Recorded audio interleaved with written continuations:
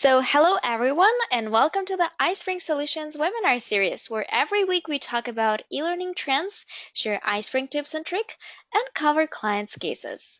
My name is Paulina. I am the community manager at iSpring, and I will be the moderator for today's webinar. And today we are going to talk about mind-blowing PowerPoint. No, really. And that's because we have an awesome presenter, Richard Goring. Hi, Richard. How are you today? I'm very good, thank you. Hi, Paulina. How is everybody doing today? I think everybody is excited about your webinar because this is the second webinar in the webinar series dedicated to PowerPoint, and the first webinar was just tremendous. It was brilliant, and thanks to you, Richard, for making it awesome. So I am excited for all our attendees today because you guys will get a chance to get this like a little bit of Richard experience on PowerPoint. And if you have any questions, please send them in the question box. And I know that during today's session, Richard is going to ask you a couple of questions. So you guys, please be active and just participate in that communication. And right now on the screen, you should see what the question box looks like so that you can send your questions there. And I would like to mention that this webinar is being recorded, but I would like to encourage you to stay till the very end because this session is going to be amazing. Okay, so I think at this point we are ready to begin. So Richard, let me please pass the mic back to you as well as the presenter rights. Terrific, thank you so much. Hi everybody, and welcome to the session on mind-blowing PowerPoint, as Paulina said. Now, if you were around last week, thank you very much for coming back. What we are going to do this week is something a little different. We're going to build on a lot of those techniques and go through real life scenarios of how to transform terrible slides into really good ones. And then in our third part of the series next week, we're going to be talking about more in-depth processes to get away from text and bullet points into visuals. So let me start off by asking you all a question. What is it about PowerPoint that's so, what's the word, bad? Why is it that most people sit through PowerPoints which are just terrible? I mean, this idea of death by PowerPoint comes up so often, generally because people try to put everything they want to say on the slide. And if you do that, usually it's just lots of text and bullet points. What tends to happen is, well, people try to read all of the text on the slide. This is a problem because if you try to read something, it is processed in the same part of the brain as trying to listen to something. It's all called a phonological loop. Reading something on its own is fine, but if you're also in a presentation where there's someone talking, you're now trying to do two things at once, which is really hard, and you actually get an interference effect going on, which reduces your ability to pick up on the information, which is why a lot of presentations really don't work properly. Apparently, everybody knows this because we're all pretty bored of presentations, but there's also that psychology underlying why this is a problem. And yet, still, most people will do what everybody else does, which is put up lots of text and bullet points on the slide, often because they can't do anything else or don't know any better, perhaps. If you do that, what tends to happen is, well, this. And because of this, you get that. So you've all read the slide, you just want to move on. You don't want to listen to me talk about it some more, but inevitably that's what the presenter tries to do, desperately trying to add some value so that you can take away the key points. But inevitably, you're going to switch off. So you're either going to be ignoring the presenter, which kind of might be okay, or you're going to find them really irritating, neither of which you particularly want. The answer is to get rid of text and bullet points. That's for documents, and instead use visuals, diagrams, and animations that explain and reinforce your key messages and points. If you can then synchronize those visuals up with what the presenter is saying, then the whole thing can work really well because you can synchronize those two pieces. They get a true multimedia experience from the presentation, and the whole thing works beautifully, so everybody is happy. And so in today's session, what I want to look at is ways that you can do that, ways that you can bring your presentations to life using visuals, diagrams, and animations to explain those points and really actively engage your audience. Okay, first thing is, if you weren't around last week, sorry you missed it, but check out the recording, it's great. But I always have to start off by saying, in order to do this well, you guys all need to customize your PowerPoint using something called the Quick Access Toolbar. So this is my PowerPoint here. It's going to be the same as yours. This is the latest version of PowerPoint, Office 365, currently Office 2016, but it really hasn't changed in the last 10 years or so. My PowerPoint will look pretty much identical to yours, except I've got this row of icons down at the bottom. This is a quick access toolbar. Now, if you're using Windows, you'll have a couple of icons on the top left of your PowerPoint. That's the quick access toolbar. It'll be like save, undo, redo. So it'll be just up here. The first thing you want to do is right click on it and choose show quick access toolbar below the ribbon. And that will then give you this big wide gray ribbon to add in any functions you use on a regular basis into it. So rather than having to dance around all the different tabs and see what's going on there, you can add all of those functions in. The really easy thing to do is right click on it and choose add to quick access toolbar, and it will all appear there. Alternatively, right click on any function in the ribbon and choose customize quick access toolbar from the pop-up menu. Then you can bring up this window, which on the left-hand side shows you everything that you can add in. On the right-hand side, everything you've currently got it, which will, as I said, only have 3 or 4 icons in it. And then you can just simply select it and choose to add.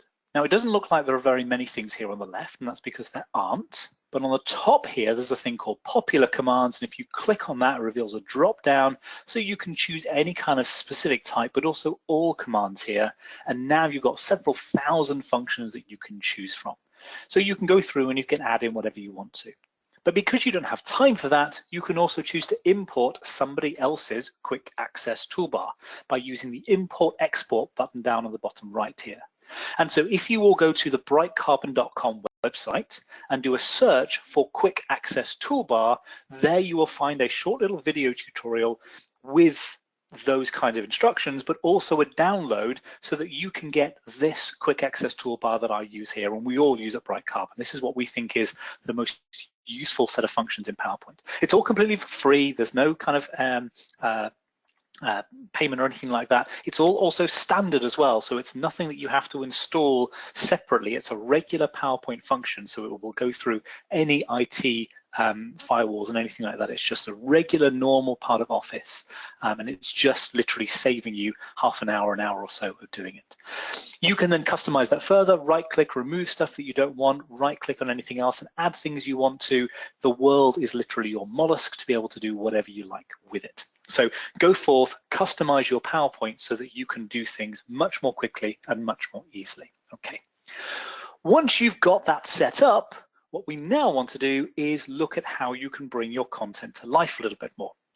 Okay, so the first thing I want to do is look at how you can tell stories. Now, last week I mentioned a tool called the Freeform Tool, and the Freeform Tool allows you to draw anything you want to. So rather than have an org chart with just a list of names, maybe you could use the Freeform tool to draw some lovely little icons here so that you get a better sense of where people are, and that just kind of looks more appealing. But there is a problem in that I've got a really complicated org chart here with lots of things, and I've just brought it all up at once. So what I need to be able to do is not bring it all up at once, but build it in sequence. So first of all, I'm going to bring in the leadership team. Then I'm going to bring in the green team, and I'm going to talk about those guys later in a bit more detail. But I want to bring in the blue team, and then I want to bring in the purple team, just so you get a sense of context for everything. Okay, and then I'm going to talk about the green team in a bit more detail and kind of just go through kind of what their role is and what they're all about. You fell victim to one of the classic blunders. The most famous is never get involved in a land war in Asia, but only slightly less well known is this. Of course, the classic mistake. Can anyone let me know what the mistake is that I've made in trying to present this slide? Type in the chat if you can spot what the mistake is. Classic mistake made all the time. Any ideas? Any thoughts? There we go. Libby has got it straight away. Neman as well. Pretty close. Absolutely. You don't mess with the Sicilian patty. You're absolutely right. I love it. But yeah, absolutely. what I've done here is I've left out way too much content. So if I want to talk about this group here, you're likely to get distracted by the purple team, because we all know that everyone in the purple team is really beautiful and we all want to be part of that team. So that's a mistake. So instead of that, what I want to do is use that Freeform tool that we talked about before to get rid of stuff. Okay, so let's go back into PowerPoint. I'm going to delete that. And if you weren't around, then go to the regular shapes function in PowerPoint here, the auto shapes. And then second in from the right-hand side is lines, and this kind of weird squashed Pac-Man type thing is called the Freeform tool. And with it, you can draw any tool you want to, okay? So I'm going to click on that. I now get a little plus icon showing me that I can add content. And I'm going to click once and then let go of the mouse button. That's really important, because if you hold the mouse button down, you get lots of squiggly lines. Then I'm going to move my cursor, move my mouse, and can you just about make out there the little dotted gray line? Yeah, that is going to now draw the outline of a shape. So I'm now going to click again and let go. So now I've got a horizontal line and I can start drawing more. And so what I'm going to do is click around the slide and draw over everything that I want to get rid of on this slide. I'm going to bring it back to the start. It will fill in a color, in this case blue, click. And now I've created a shape that obscures everything on the slide except this portion of the green team that I want to talk about. Now I'm going to click on the flood fill options in my quick access toolbar, turn that to white so that it kind of looks better, but also then go back to that fill color options, choose more fill colors from the pop-up menu here. And in this window, I can add in a transparency. So if I add in, say, a 20% transparency and choose OK, now you can just about make out the rest of the organization there. So it gives you the context for where these teams fit, but you're not going to get distracted by it. And if I add in a simple entrance animation like a fade, then now my sequence is, here's the leadership team, here's the green team, here's the blue team, here's the purple team, and then click. These are the folks that we want to talk about today. So you can see how a really simple technique can work very powerfully for you as presenters to focus your audience's attention on what's important.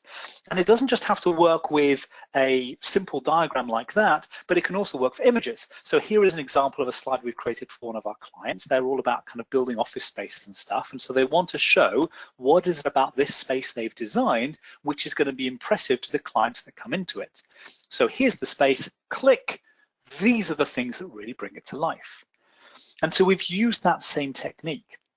Now, if I were to just use exactly the same technique to try and build this, if I go to a blank slide here, I've got a bit of a problem because if I were to try and do the Freeform tool, I've got to draw around everything, and I can maybe do that, but then I've got to try and get this really precise, and it's going to overlap horribly, and I don't like that kind of gap there. So can anyone think of an easier way of achieving that effect?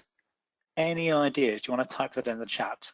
I make no apologies for the fact that you guys are all going to have to do a lot of thinking today on this session. Cutting out the shape.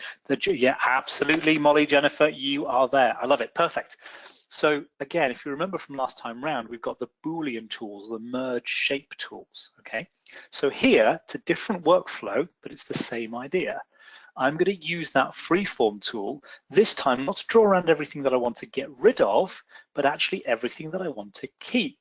So I'm going to draw around the mirror, then I'm going to draw around the desk, and again, I'm just clicking and letting go so that you get a series of straight lines. If you click and hold the mouse button down, it'll all be wiggly and very difficult to deal with. So I've got that coming up there like so. And then if I just turn these to a different color so you can see what's going on, I'm now going to draw a black rectangle over the entire slide. I'm going to send this backwards through the layers a bit so you can see these highlights that I've drawn. And then if I select a black rectangle and then also select the yellow highlights, I can go to the Format tab on the ribbon. Over here on the left-hand side is Merge Shapes. And what I can do here is I can subtract the yellow highlights from the black square, which means that if I do subtract, it then cuts those out. And again, I go back to the fill colors more fill colors, and just add in a small transparency and add in a simple fade animation. So the core of that now is, here's the space, click, now I've got those different areas highlighted. Of course, I need to add the text labels as well. So using this technique of masking, you can do it over anything with any level of complexity, and it works really well, particularly if there are complex images or diagrams or screenshots that you're trying to show and focus in on different elements, okay? So you've got lots of different tools to be able to use all of that rather nicely. So any questions or anything like that, please do pop them in the chat. I'm just having a quick read here. Can you position the Freeform Tool lines? It's a little bit tricky for each individual point, so you can't specify a specific point for it. No, like you can do with a shape, you can't be that precise. You can only do it for the outer edges of the shape, which is a shame. So I'm sorry there. And the quick access toolbar for Mac users that you can download, I'm afraid not yet. It's an issue with the Macintosh version or the Apple version of PowerPoint. They don't yet allow you to download this, but you can create your own version. But I'm really hopeful in the next release of PowerPoint, which is coming later in the year, they will address that for Mac users. So I apologize for that at the moment. All right, terrific. Good.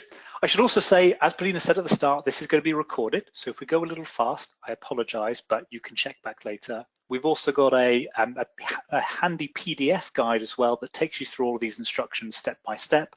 And we've also got individual snippet video recordings of all of these techniques too, so you can go and access an individual one if you want to. So loads of different ways that you can access all of these resources. Okay. And then introducing text lines step by step to keep focus. That will be done with animation, Alan, and we'll come on to animation a little later. All right, next, let me just show you an example of that again in action. So we've done a simple version there, but here we've got a more complicated version. So my colleague Luke, wonderful chap, love him dearly, but he's also a bit crazy because he decided he would build a hospital in PowerPoint, you know, as you do. But what we've got here is the hospital built out, and we're talking about how the fact that there's new regulations in the NHS, the National Health Service in the UK, that of course the management in the hospital need to deal with. So we're highlighting them. But it's not just the management that need to figure out this, but also how these regulations will then apply to all the different areas of the hospital. So we're making all this move and then highlighting each of those departments. I've sped this up a little bit, but it gives you an idea that we're going through that step by step to make people think about what happens in those different departments and how the regulations affect them. Okay. So you've got lots of these different elements that you could do it with, and that idea of highlighting stuff works really very well. Now I need you guys all to think. I would like you please to give me your initial impression of the following slide. What do you think of this slide? Probably something like that, I suspect. Yeah, exactly, yes. Barrage of key comments here. Yeah, it's terrible. Okay, fine. So we all agree that's a really bad slide. However, it's the kind of thing that we at BrightCarbon see on a regular basis. I do apologize, but would you all take a look at it again? And this time, I'm going to give you a minute or so. I'd like you to read through the text and then think about how you could represent that story in the text using visuals instead, okay? And then once you have ideas, just kind of type them out. We can go through some of the different options there and then start to build out some of the ideas in real time. Okay, so I'm going to bring it up again. Please don't fall asleep. And then let me know how you would represent this story using visuals.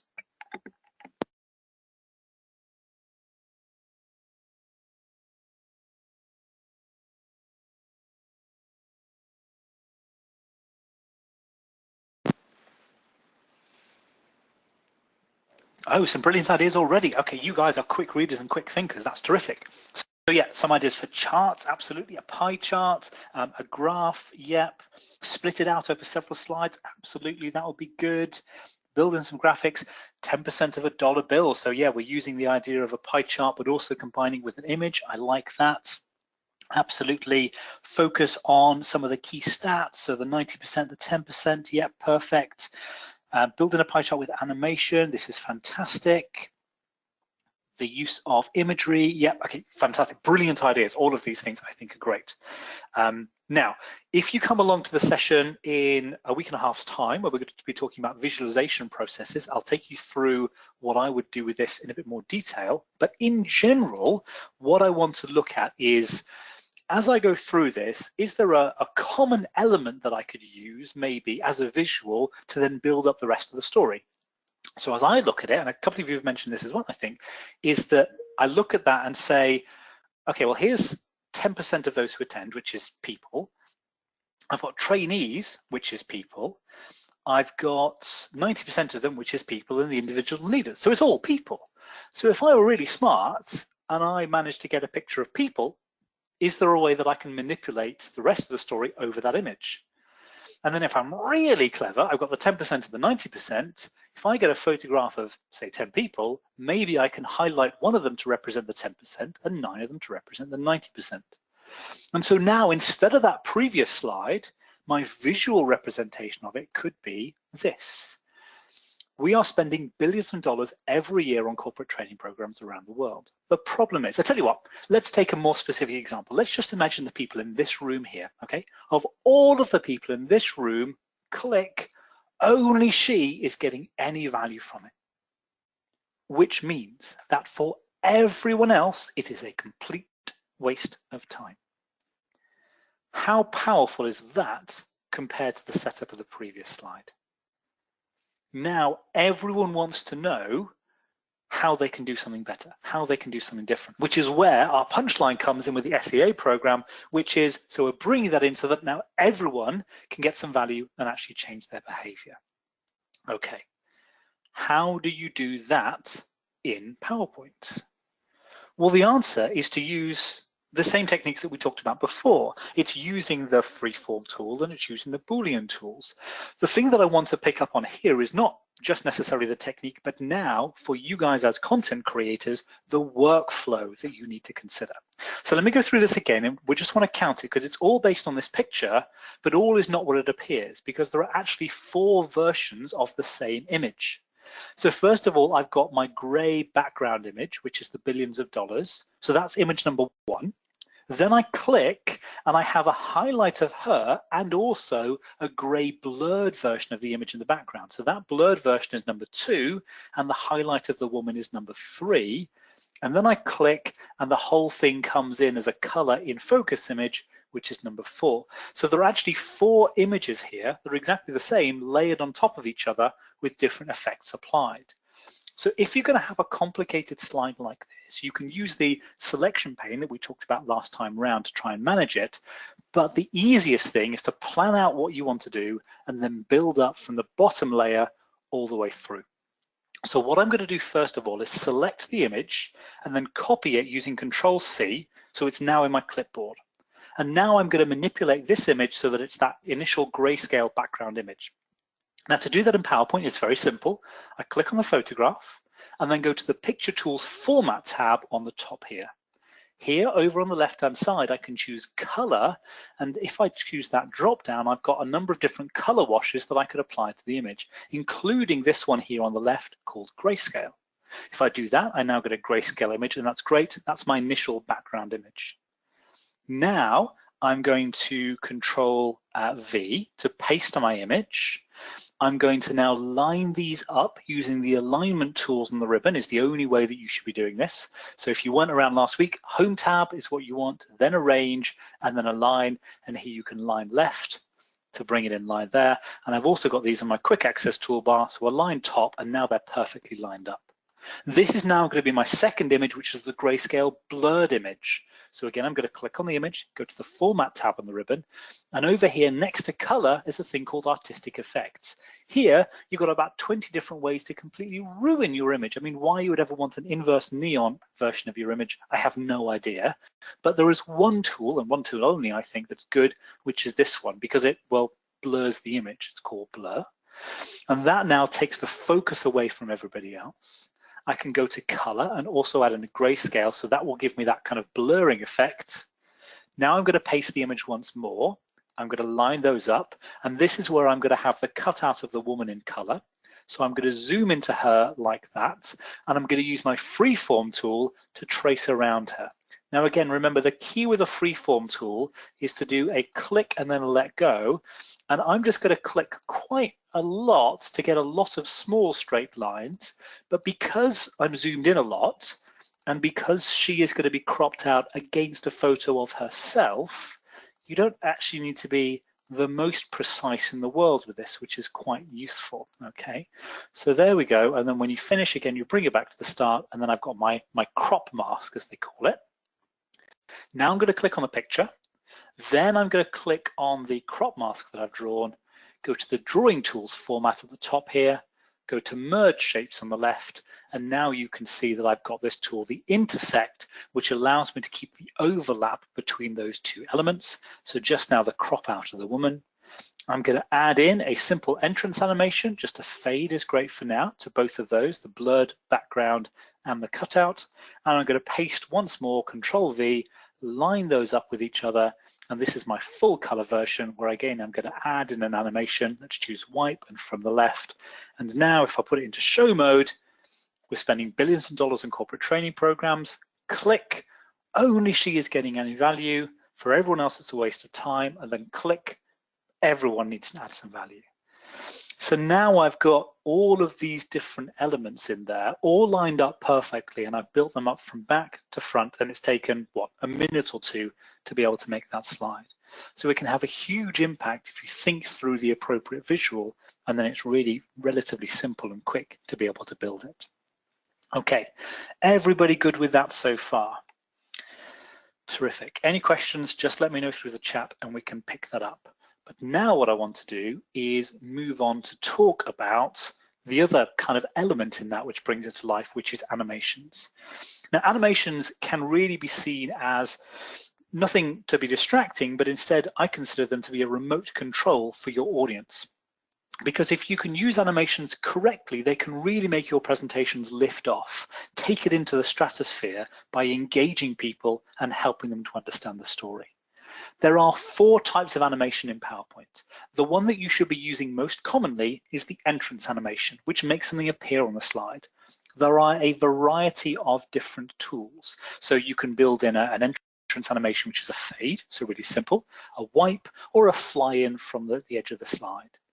You've then got emphasis animations, which change something on the slide. So they will, for instance, make something larger or smaller.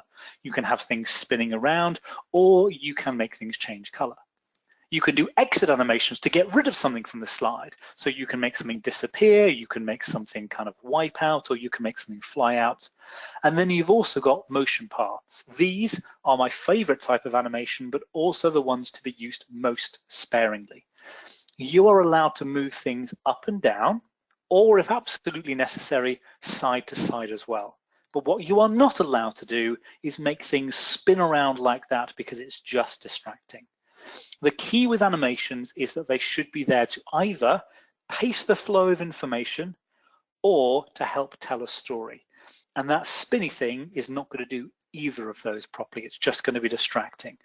So 90% of all the animations you should be using are almost certainly going to be entrance animations to pace the flow of information so that you're not overwhelming people.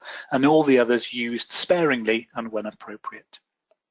In terms of adding animation, I'm sure you're all very familiar with it, but if I go to the animation pane here, I've got 4 chevrons, and the really easy thing to do is to select all of the objects that you want to animate in the order that you want to animate them, then go to the Animations tab on the ribbon, open up the animation pane with this button on the right-hand side, where you can see then on the right-hand side here, a list of all the animations on your slide, and then choose Add Animation just next to it. The reason I want to choose Add Animation rather than this drop down here on the left with all these animations is that the Add Animation button will allow you to add more than one animation to an object. If you use this set on the left, you will replace any existing animations with the new one that you've selected. So get into the habit of always choosing Add Animation, and then you get all the same functions. And all the green ones are entrance animations, making something appear. All the yellow ones are emphasis, all the red ones are exit animations, and all the black lines are motion paths. And so you can, for instance, choose something nice and simple like a fade, and that will then animate all of these objects in the order that you selected them. So at the moment, they're all going to animate in one go all together. But if I go to the start element here at the top of my animation pane, click on that drop down and choose for them all to start on a click, now you can see there's number clicks 1, 2, 3, and 4. And using these little numbers here, you can see that step 1 is going to animate on the first click, step 2 is going to animate on the second click, and so on, because that's the order that I selected them. So it's a really neat and easy way to be able to build out your slide and then be able to animate everything in just one go. And you simply right click on the element and choose whether you want it to start on a click, with the previous animation, or after the previous animation. Okay. Question there from Neyman about, is there a way to change the default list of animations that appear here? No, there isn't. But what I tend to do, to be honest, is have shortcuts to these little tools here, which bring up the full list. So you've got access to more of them there. And these are on my quick access toolbar. So just here, for instance, there, I've got pairs of them. The pair on the left of each of these is to add in a new effect. So green for entrance, red for exit, and so on. The reason I've got two pairs, though, is that, say I've got this one here, I want to select that particular animation. I can now choose the right-hand pair of any of these stars. So I'm going to choose an exit one, for example, just so you can see the change. And if I choose the right-hand pair, this is now to change the animation effect. And so I can now do a fade out, for example, and now you see that animation has changed. So essentially it gives you a shortcut to these ones on the left. So that's why I've got those two pairs. And if you go to the BrightCarbon website and download our quick access toolbar, that's kind of what you'll get there set up. Okay. And then another question about using fade in and fade out, would I recommend disappear? No, there is this animation here called appear or disappear. I find that those are too harsh because they're instant, and so that's a problem. Instead, use fade, fade in and fade out, because it takes half a second, but it's much smoother. It's not as jarring for the audience. And if it comes to that, in terms of the more entrance effects, some of the basic ones are okay. Peek in is all right, strips and wipe are okay, maybe fly in, that's about it. In terms of the subtle ones, fade and zoom are okay, they're not too distracting. And the moderate ones, if you're feeling fruity and it's a Friday afternoon, maybe you can use those if they're appropriate, but probably steer clear of them. Some of you may also notice that there's a scroll bar here, and if you scroll down, you'll find the exciting animations, as Microsoft calls them. These are banned, so don't show any of these at all, because there is nothing about them that will be useful. The one that I hate the most is bounce, but the one that's probably worst is, I think, probably spiral in, because it's all over the place, or maybe boomerang, one of the two. They're terrible. So don't ever use the exciting animations. Okay, so that's adding animations, which is kind of all very well and good, but now I want to use animations usefully. So for that, you need to have a bit of control. So as you can see here, I've got 4 objects and I've got these little animations on them, and you'll notice that I've got a green arrow here, and that's got an entrance animation on it. I'm going to put it into show mode, and I'd like you to, because of course it disappears, it's got the entrance animation, but just watch this space at the top where it's blank at the moment, and that's where the green arrow is going to appear.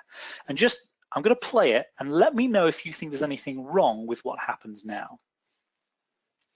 Just do that again. Does that seem odd to anyone else, or is that just me? Yeah, it's kind of weird, isn't it? It's a bit jarring because the arrow is pointing to the right, but the animation is wiping up from the bottom. And as you point out, it needs to come in from the left. And so when you're doing animations, the defaults are there. So the wipe, for instance, will always wipe from the bottom. But on your ribbon here, just next to add animation, is a thing called effect options. And here I can click on that drop down, and now I can change the direction of the wipe. So instead of from bottom, I can now choose to wipe from left, and now it comes in and is sympathetic to the arrow, which is quite nice. And so again, you want to be really careful with animations that they don't jar, they don't distract the audience from stuff. So make sure they're always sympathetic and natural. That's why fade is generally good, but some of the others, like the wipe there, can enhance the idea of this is an arrow. It gives it a bit more motion. It shows you the direction. Likewise, I've got something like the exit star here. It's on an animation called a wheel, which is something I'd never normally recommend, but just to show you the impact that it can have. If I click on this, it wheels all the way through like that, just in one round all the way around it. But if I click on the effect options for that animation, you can see I can introduce different spokes.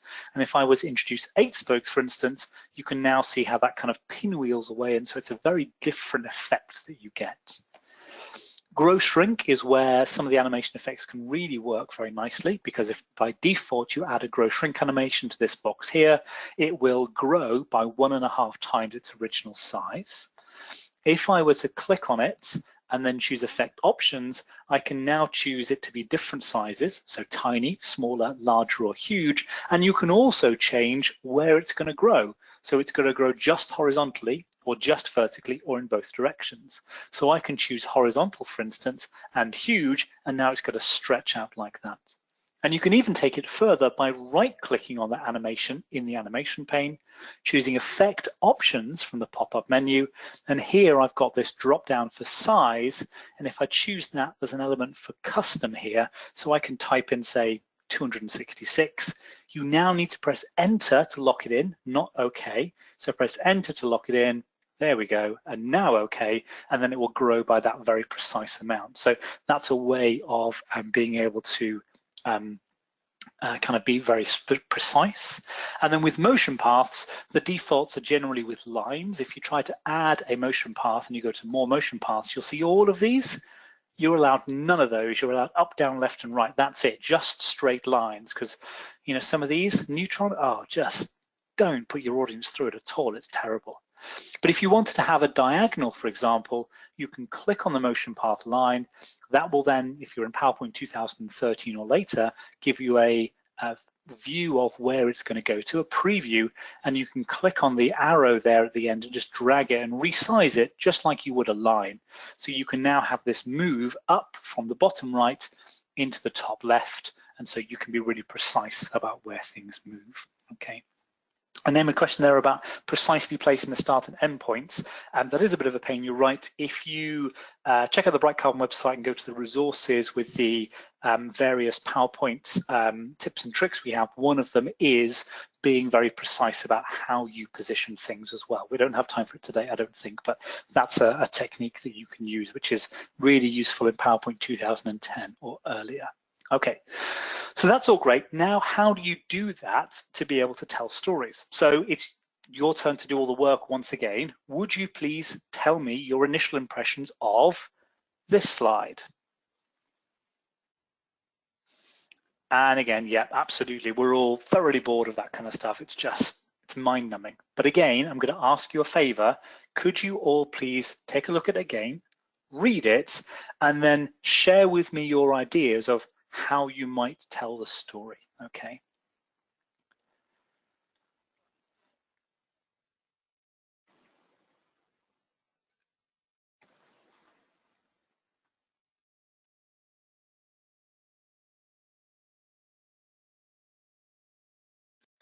Visuals, not word, absolutely. Use steps. Oh, this is fantastic. Thick and fast, the ideas here. Okay, perfect, terrific. Yeah, we're all, I think, probably agreed. A lot of people here going for step-by-step processes. Let's do that, I agree. Okay, let's try and build that out. Let's go through it line by line together, if we wouldn't mind. Eric, you're right, it's badly worded in the first place, but so many of the slides that we see are. So I'm not going to address the input, it's all about the output here. So let's try and draw something. And what I want to try and do is, let's do the steps. So let's assume it's going to be a 4-step process. And my apologies for my kind of very rough little diagram here like that. But I think we were all agreed that a 4-step process like that would work. Okay, so that's the core of it. If we look at the first bullet point here, we're reviewing our processes that have identified a saving. That seems like it's probably a speaking point to me, isn't it? That's okay. We don't need to include it on the slide. Would you agree? Yeah, okay, that's fine. So then we've got the current 4-step process. So we've all agreed that we're going to have that. And the second step is then change using new tooling. So how would you show that second step being changed? I'm going to highlight the second step, yep, absolutely. What would you do with it? Let's think about the use of animations perhaps to bring that to life. Changing color, absolutely, I like that. Yep, you can change the shape, yep, you can grow it, yep, absolutely. Let's talk about a color change though. So maybe we change the color of that and we can use the color change animation maybe. That means the third step can be eliminated. What would you do there? Absolutely, yep, you can put a big X over it or you can fade it out. Let's use an exit animation to get rid of it. Due to the re-engineering in the second step, we can move the first step later in the process. The clue is in the title there. What would we do with the first one?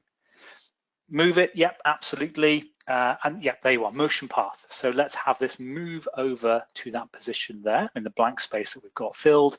And then the final one is going to be quicker and more efficient. What would you do there perhaps? Shrink it, yeah, narrow it, absolutely, yeah, that would be perfect. So you can maybe reduce that down in size so it kind of shrinks down like that. So maybe it's half the size, for instance. That would be good. Oh yeah, no, color it, that's another good one. So we can maybe color some of these bits in, maybe in a different color to that one, but just to show, to highlight the fact that it has changed. Okay, you guys are all geniuses. Give me a second. Oh, there we are. Right, let's take a look at it. All done. Here we have the four-step process. We're going to change the second step by changing the color. We're going to get rid of the third step. We're going to move the first step into the third step position, and we're going to use new tooling to shrink that down and make that step more efficient.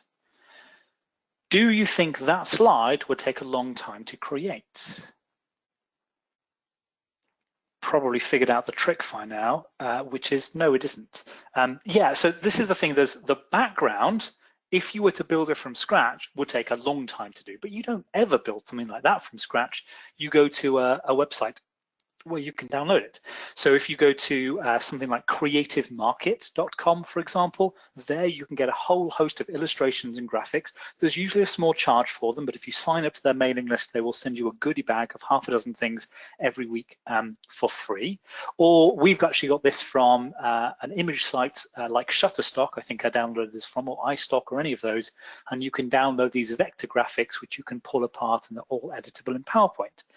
So if I go to this here, for instance, let's just discard all of those.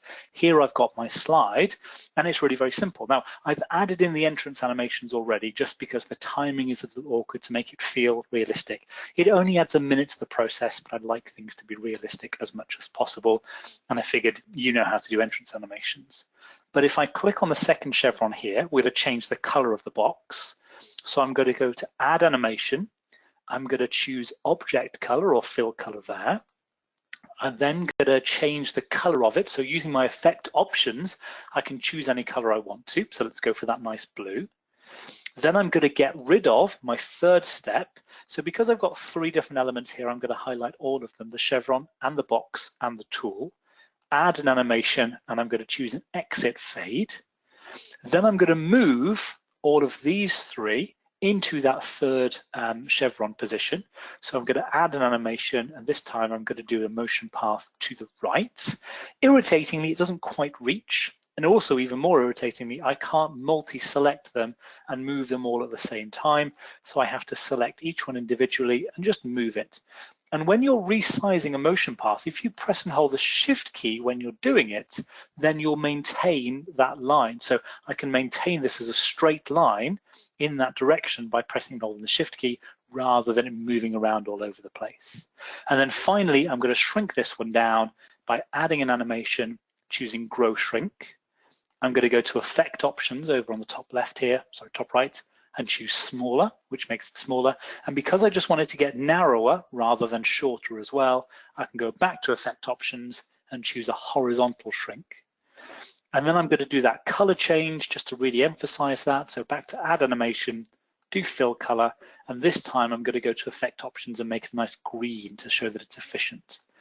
Here I've added in all of these, and there are just two more tweaks that I need to make to bring this together. One is that some of these animations, if you can see the length of the bars there, are really long. They're going to take 2 seconds. Others are going to be much quicker and only take half a second. So what I want to do is I want to select all of these ones with the long bars, and 2 seconds feels like an absolute eternity when you're trying to present something. So I just want to shrink all of those down so that they're going to take 1 second instead. So I can go to the duration point, the duration tool up here in the animations tab on the top right, and then just click that down by quarter-second increments so that they're now all 1 second long.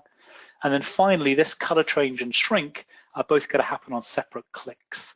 So I just need to select the bottom animation here, right-click on it, and choose to start with previous, so that the color change and the shrinking now happen at the same time. And so now in show mode, I have all of these things come in. I'm going to click for that one to color change, click for that to disappear, click for this to move over there, and then finally click for this to shrink down and change color. So really quick and really easy to do stuff. And Ron, a question there about could you group all of these elements to make it easier to move? Yes, you could do. That would absolutely be fine. You can group the objects together and just have a single motion path rather than 3. But in general, the idea is this is really quick and really easy to do, okay? But again, take note that with animations, you should be using them to either paste the flow of information or tell a story. Now here, half of my animations are not entrance animations, but every single one of them is valuable to tell the story. And so I think that's probably okay.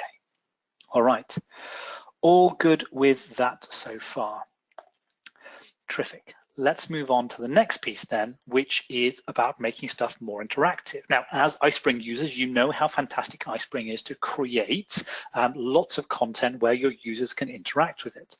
But you can build in a chunk of stuff just using PowerPoint, and of course, iSpring converts it all beautifully. If you're converting to HTML5, for instance, and all of these interactive functions in PowerPoint will work as well. So you can kind of use the inbuilt tools in iSpring, and you can use the inbuilt tools in PowerPoint as well. The thing that I want to talk about here is trigger animations. Okay, so here, for instance, we've got a setup of a slide, and what I've got here are 3 different shapes, but these are now all active buttons that will allow me to reveal new content. So I can now, in a classroom setting, ask people what they're interested in, or in an e-learning type setting, I can get people to click on them. And I've put little kind of rotating dials around them so you get a sense of this is clickable content. So I can click on scale, for instance, and that will then reveal this. I can click on security, and that will change that all that color. But you don't need to know about continuity, no problem, you move on to the next slide. Or you are interested in continuity, not a problem, let's click on that and then build that in. This is all done using something called trigger animations, and they allow you to trigger an animation by clicking on another object on the slide. So here, for instance, the BrightCarbon website, which I highly recommend you all check out for all your presentation, e-learning needs and services. Okay, right, shameless plug over, sorry, but I can never resist. But say I wanted to show you the BrightCarbon website to talk about the resources and the masterclasses that we run that are all completely for free and we love to share with the community. But then someone asks, oh, well, but what is it that you guys actually do? And I can then reveal all of the list of services that we've got. Now, most people aren't interested. So rather than force that upon all of you, what I can do is I can click on this list of services here, add in an entrance animation, and in this instance, I'm going to use one called peek in, just because I like the effect that it gives you. And what happens now is I've got the screenshot there, and then I click, and oh, well, it comes up automatically. So now I'm forced to present it, which I don't want. But if I now take this animation that applies to this services list, right-click on it, and choose timing from the pop-up menu there, what that does is it brings up all the list of the start, the delay, the duration, all that kind of stuff, which you can ignore. But down at the bottom here, I've also got a thing called triggers. And what that does is that it means that I can animate as part of the click sequence, so a regular click, or I can make that animation happen when I click on another object on the slide. So if I click on that, I get this drop down, and I can now choose that it's going to happen when I click on the website. Okay, so now if I go into show mode, you'll see that I've got the website there, and I've got my regular cursor, which is an arrow, but as I hover over the website, you now see it turns into the active pointing hand. If I now click on that, it brings up this content. And what's more, you'll see it's now in a separate section of the animation pane here under trigger. I can now add in another animation, let's say a peek out animation, for instance, to make it disappear. So I'm going to do that, and it's going to go out to the right. And now that I've already set up this as a trigger object, I can just drag this animation into that trigger list. And because each of these is on its own click, what this now becomes essentially is a toggle button to toggle between the entrance animation and the exit animation. And so now if I go into show mode, I can hover over this screenshot, I can click to bring that in, and then I can click to take it away. And I can keep going, clicking in and clicking out as much as I want to be able to cycle through the content. So that toggling function is really very useful for that. And so with that, you've got to, oh, sorry, I'm ahead of myself. You've got a variety of things you can do. So again, ladies and gentlemen, what's your initial impression of this slide? We all get the drill by now, we know, but can you take a look at it and think of ways that you can use all these different techniques so far about visualization and animation and stuff to be able to convey that slide in a more engaging and interesting way? What do you think?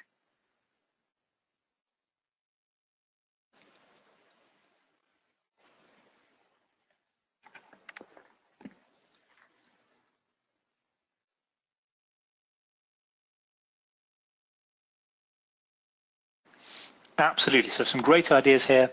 Photos and numbers like we looked at before. You can have some people in there, have some movement. Yes, that's terrific, I love it. Show some of the data would be good, yeah. All right, fantastic. So we kind of get the idea here. There are lots of different things that you can do. Something like a pie chart might be good because you've got kind of the percentages in there, but just of course be careful not to link these two percentages because they're showing different things.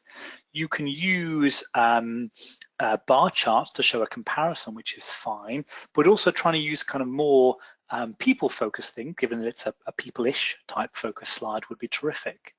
So instead of this wall of text, what I could do to tell the story is this, which is, okay, let's take a look at our situation. This is all of our healthcare staff in the company, and these are the talent development resources we've got.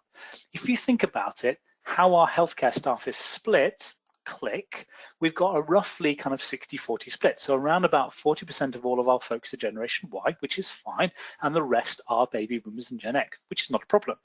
The problem comes when you look at the split for talent development resources and our people, because, click, these folks are only getting 15% of our total talent development resources, so they're massively under-resourced and underrepresented. So it's really difficult to push them up through the corporation for them to be the next generation of leaders.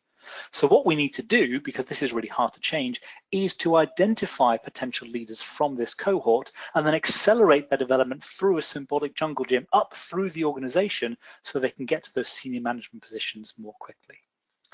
What do you think about that as a visual storytelling slide compared to the text and bullet points? Perfect, yeah, absolutely, it works really very nicely. Now, I like that slide, and I think it works well in isolation, but if you have 20 or 30 or 40 of them, although it's engaging, there's an element of passiveness to it because it's relying on all of you good folks to constantly pay attention. The animations and the visuals certainly help, but after a time you might fatigue.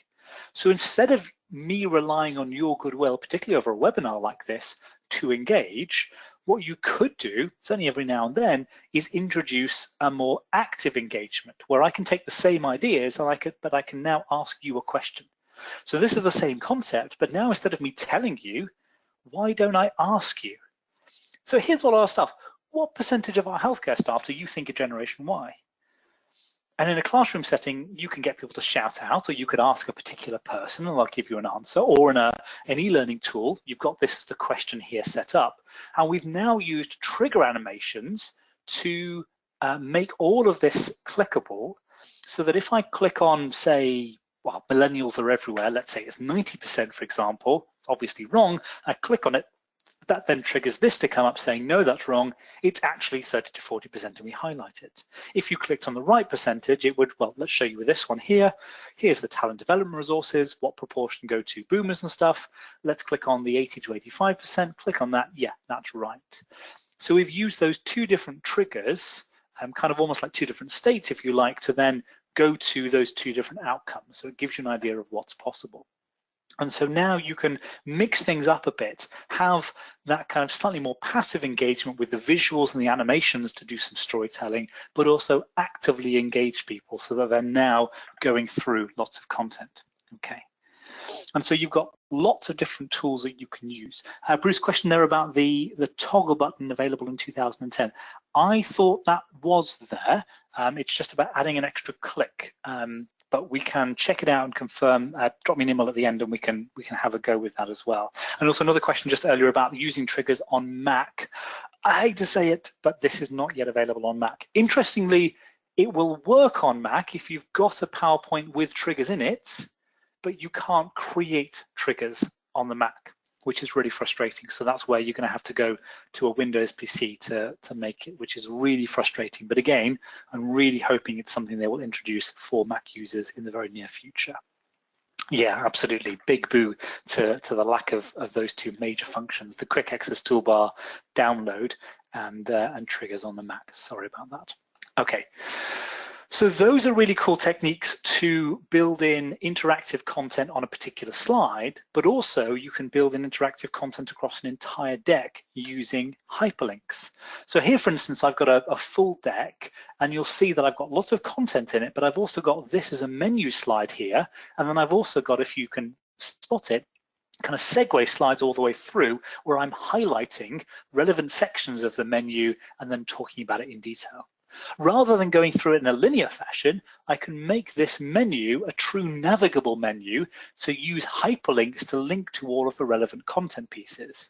And then on the bottom of each of the slides, I've also got the same little icons now that will link back into those pieces. So no matter where I am in the deck, I can always jump around it really easily. And so that's a really neat way of being able to make your presentations very easily navigable, so you can jump around them really seamlessly. If you don't have the ability for branding reasons or whatever to put extra navigation buttons or breadcrumbs or something on part of your slide, most slides, for many unknown reasons, have the logo across all of them. You can then maybe hyperlink the logo so that it always goes back to the main menu, and then from there you can navigate to each bit.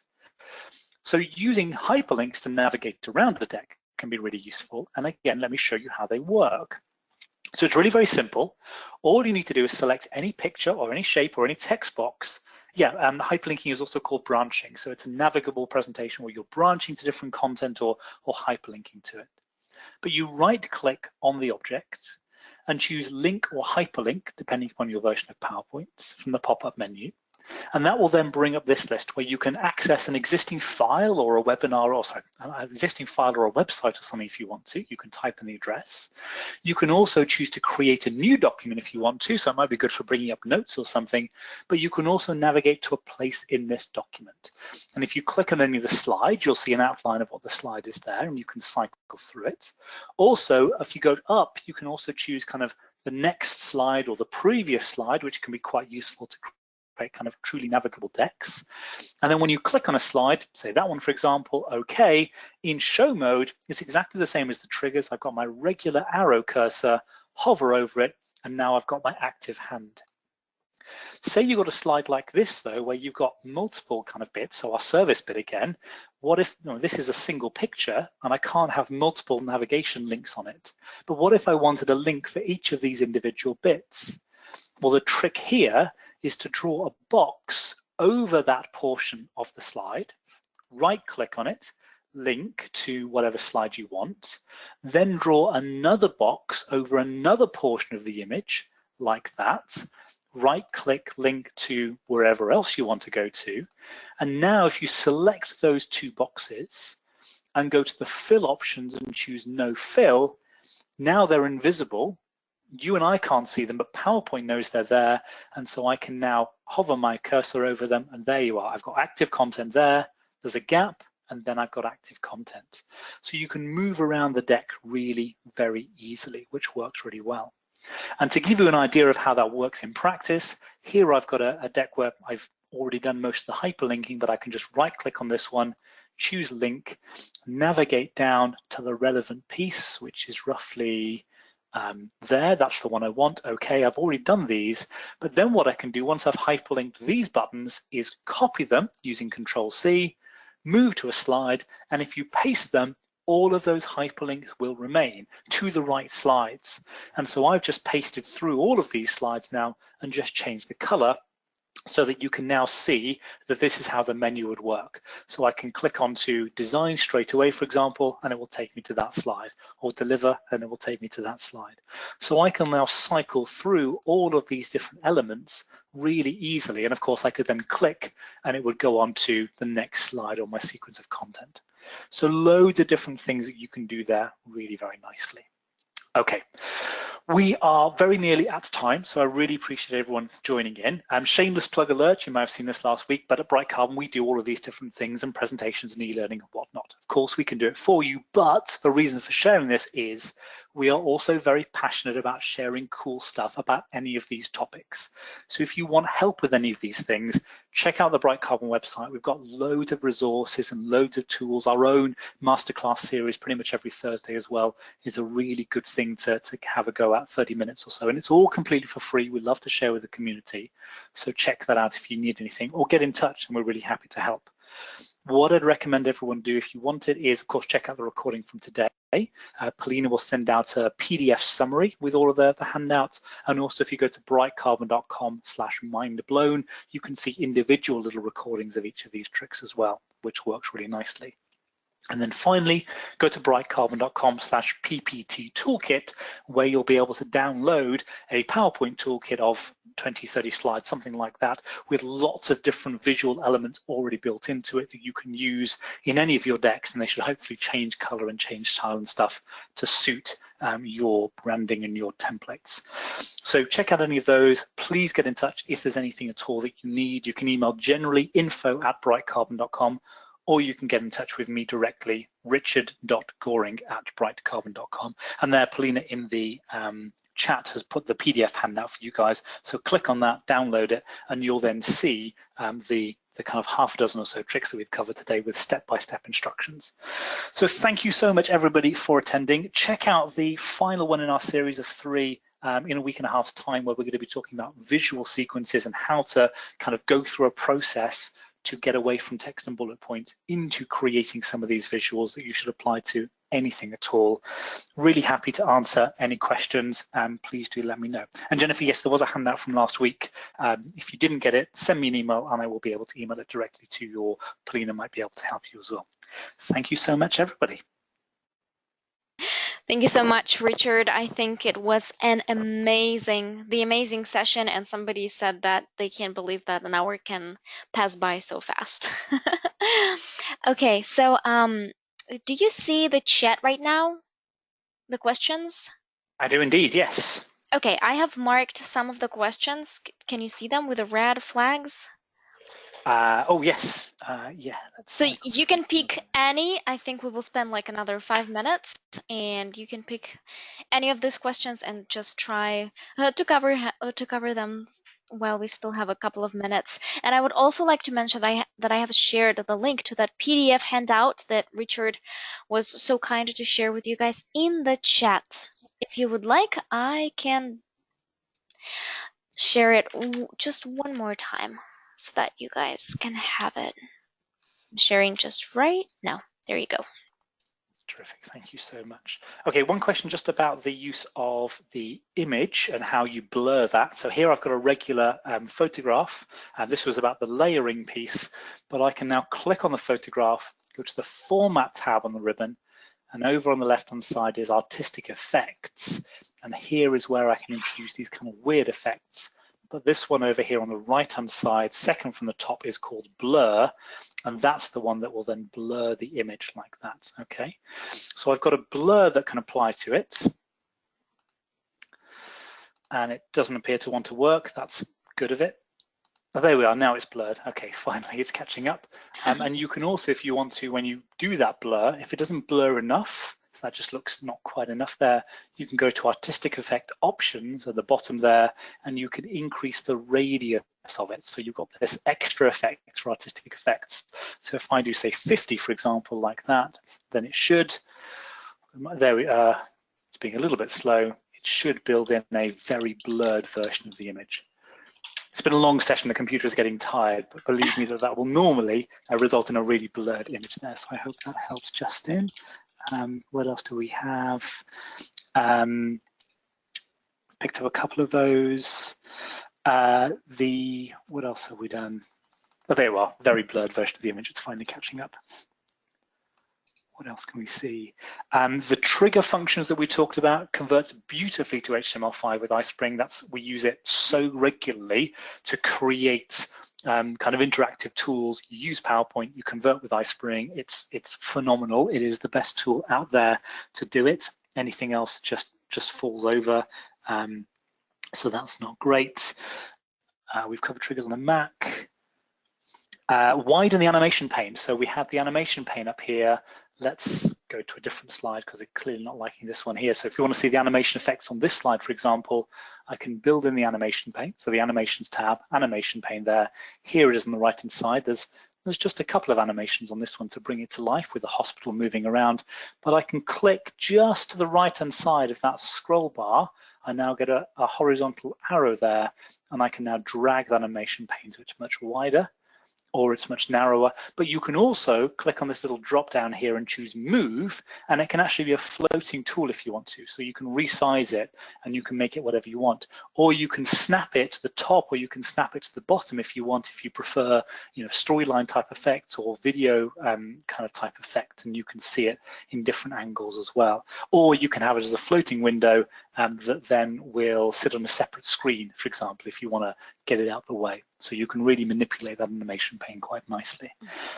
Okay, and if there are any other questions, please let me know. There was another question from Joanne. Richard, do you ever incorporate animated slides with shapes, etc., within an MP4 or other video format?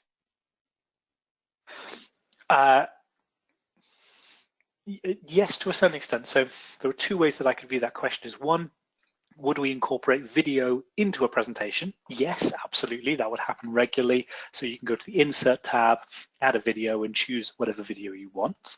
But you can also save a PowerPoint as a video. So this slide here, for example, I could save it. Oh, that's embarrassing. I can save it as a video by going to the File menu on the left, then Export, and then you can choose to create a video. And you can choose whatever resolution you want, up to 4K, but be really careful about doing it 4K. But HD or Full HD, both of those work really well.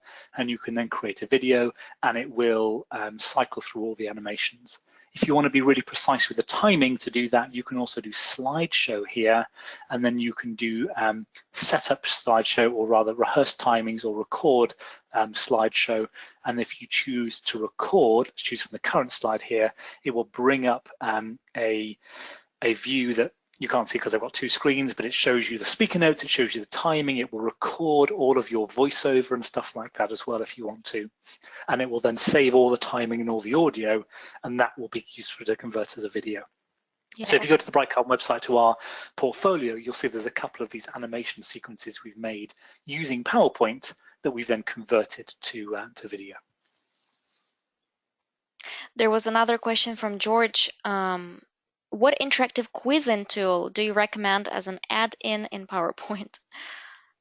iSpring. That's what I said. Yay! Obviously. So here it is, and it's a fantastic add-in to definitely use. So you've got the functions you can add in there. So the triggers combined with some of these tools work really very well. So iSpring and the native PowerPoint stuff, absolutely go for it.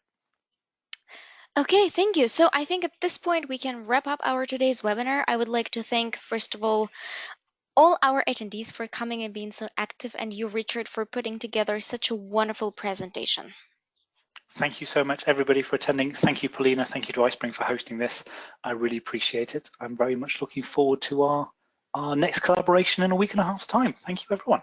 Yes, and I have shared the link to this webinar, and you may find it in the chat. So you guys make sure to save your spot because the number of the spots is very, very limited. Okay, and I will be definitely sending out the video, the recording, to anyone who registered for this webinar. So guys, don't worry, you will receive everything, and also the PDF that Richard was so kind to share with me. So you will receive everything. Okay, so at this point, I would like to wish everyone a wonderful day. Thank you very much for joining, and we'll see you at the next webinar. So bye-bye, everyone. Thanks, bye-bye.